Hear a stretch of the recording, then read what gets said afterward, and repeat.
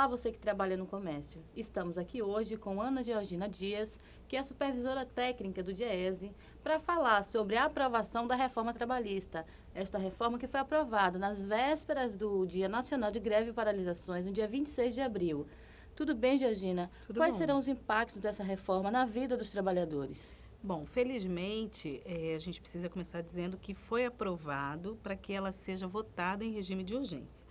Ainda bem que ainda não foi aprovada, né? Na realidade, ela ainda vai para o Senado para que lá também seja votado, né? E na própria Câmara dos Deputados ainda precisa passar por alguns trâmites.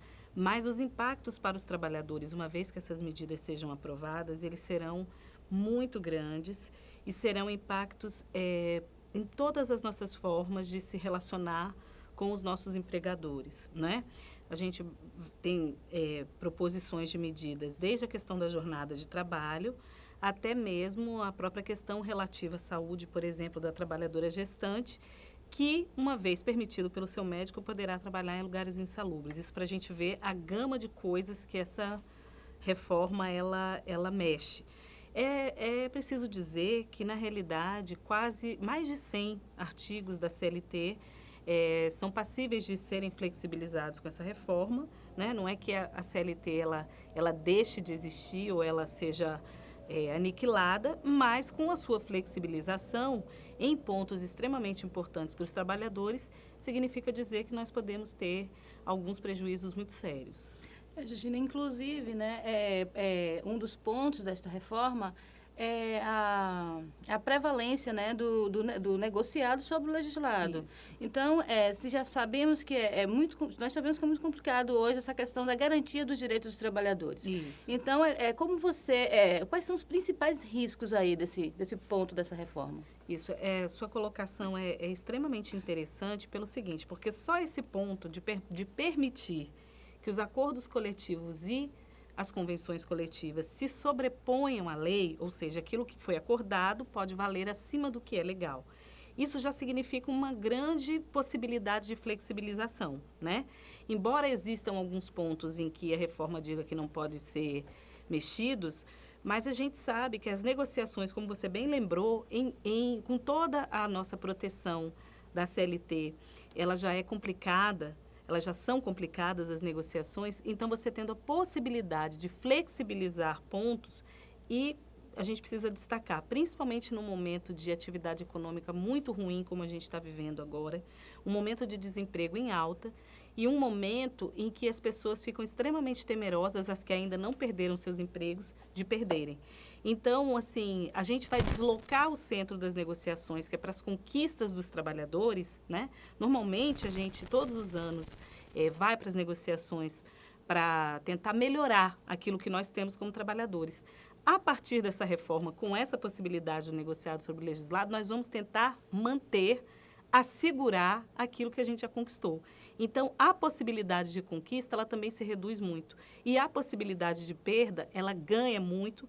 Primeiro, como eu já disse, porque nós estamos num cenário de desemprego muito alto, que coloca muitas pessoas precisando de trabalho, e aquelas que têm trabalho provavelmente vão estar dispostas a abrir mão de alguns direitos, algumas conquistas para manter seus postos. É como é a questão, né, Georgina, do parcelamento, né? Que as férias poderão ser parceladas em até 3 vezes, né? Isso. Como é que eu vou chegar? Eu chego com o meu patrão para falar sobre as minhas férias, eu nessa situação aí de desemprego geral, como você bem citou, e ele me diz, olha, infelizmente eu tenho que parcelar as tuas férias em três vezes, né? Então, essa questão que hoje a gente tem assegurado, né, através da luta dos movimentos sindicais, das entidades sindicais, inclusive eu quero tocar em um outro ponto, né? Essa reforma trabalhista, ela tira, né, ela exclui o imposto sindical, eu acho que isso enfraquece as entidades, então me fale um pouquinho mais sobre isso. Exatamente, ótimo ponto também. Em relação ao imposto sindical, o próprio movimento sindical tem algumas divergências. Algumas centrais acham que é necessário, outras que não.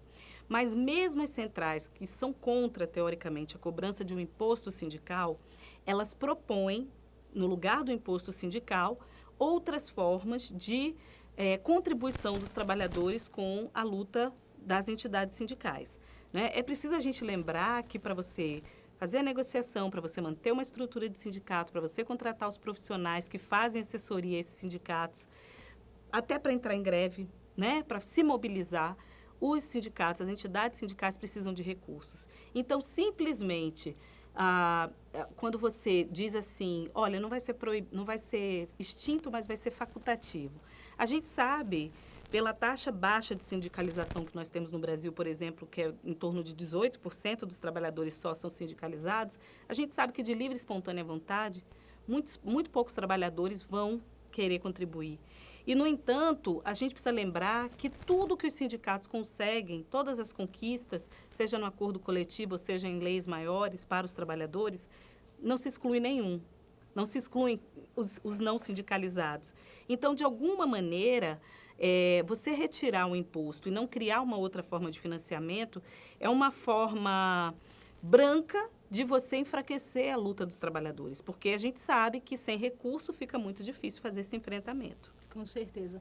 Agora, Georgina, como o nosso tempo é curto, eu queria assim, que você listasse para as pessoas que estão nos assistindo os principais pontos assim, dessa reforma que você considera assim, o fim dos direitos dos trabalhadores. Na realidade, como eu citei, são mais de 100 pontos que são flexibilizados, né? Eu citaria, por exemplo, a questão da alteração da jornada de trabalho, com a possibilidade, você continua tendo a jornada de trabalho de 44 horas semanais, mas com possibilidade de você trabalhar até 12 horas em alguns momentos. Isso interfere diretamente, por exemplo, nas horas extras, né? Se você tem uma jornada que pode ser maior um pouco, você acaba interferindo na questão da hora extra. A própria questão também do banco de horas, né? A regulamentação direitinho, a questão das horas itinerary, que é o pessoal que precisa pegar um transporte para se locomover até o trabalho. Isso hoje faz parte da jornada, vai deixar de ser, né? A própria questão que você já citou do parcelamento de férias em 3 vezes, que a princípio parece uma bobagem, mas isso tira a governabilidade dos trabalhadores da sua própria vida, do momento que você quer descansar, o momento que é melhor para você. Você fatiando assim, fica muito complicado, né? A questão do imposto sindical que você coloca, a questão da representação sindical poder ser feita no local de trabalho sem a presença do sindicato, né? Isso também é muito complicado, porque isso é uma exposição para o trabalhador, porque o sindicato ele é impessoal. Existe uma diretoria que tem, né, uma proteção das leis trabalhistas e das leis sindicais para que possa fazer esse enfrentamento, mas a partir do momento que é um trabalhador que vai responder por isso, ele sozinho, a possibilidade de perseguição ou de cooptação desse trabalhador ela é muito grande, né? Então, são várias questões, a gente poderia enumerar várias aqui, a questão do trabalho intermitente, que principalmente no setor do comércio pode ser extremamente ruim. O trabalho intermitente é aquele contrato em que o trabalhador ele vai ser pago pelas horas que efetivamente ele trabalhar. Então, significa dizer o seguinte, você tem uma jornada de 6 horas numa loja de 8, mas o seu patrão só vai dispor de você no momento que ele precisar. Então, se dessas horas você trabalhar só 2 efetivamente, você só vai receber 2, né?